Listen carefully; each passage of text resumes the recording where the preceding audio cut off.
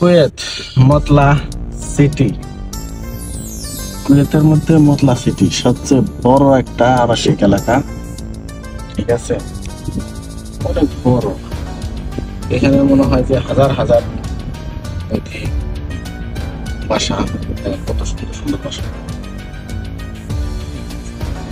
হাজার হাজার কুয়েতিরা এখানে থাকবে। এখনো পর্যন্ত সম্পূর্ণ চালু হয় নাই, হয়ে যাবে ইনশাল্লাহ। আর 1-2 বছরের মধ্যে ইনশাল্লাহ সব চালু হবে, সব বাসায় লোক আসা করবো। এখানে আমাদের অনেক অসংখ্য বাঙালির প্রবাসী ভাইয়েরা কাজ করেছে, এখনো করতেছে। যারা এখনো আছে বিভিন্ন বাসায় হারেজ আছে, নতুন নতুন বাসা এখন পর্যন্ত কমপ্লিট হয়নি। একটা বাসায়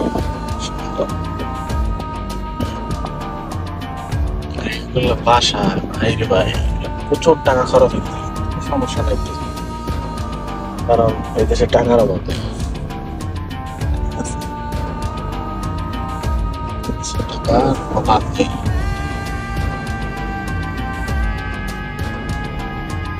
দেখেন পুরো রাস্তা ফাঁকা, গাড়ি গাড়ি কম, মানুষজন কম, নতুন মন থাকা, নতুন আবাসিক এলাকা।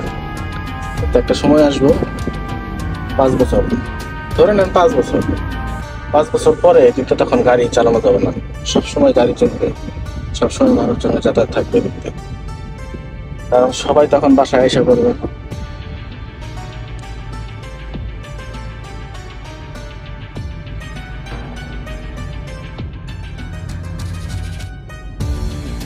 মাঝে মাঝে ভাবি আসলে আল্লাহ তাআলা এদেরকে আসলে অনেক সুখ শান্তি দিয়েছেন, ধন সম্পদ একদম পরিপূর্ণ করে দিয়েছেন।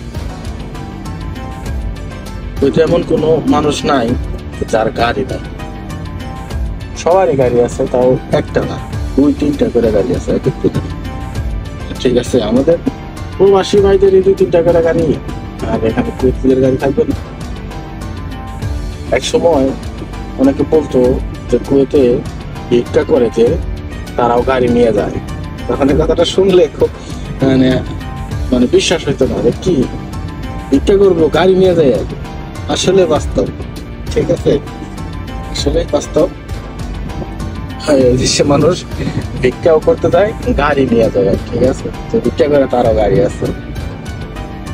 এই হচ্ছে অবস্থা। ওই দেখেন আমাদের বাংলাদেশি ভাই, মনে হয় হারেস।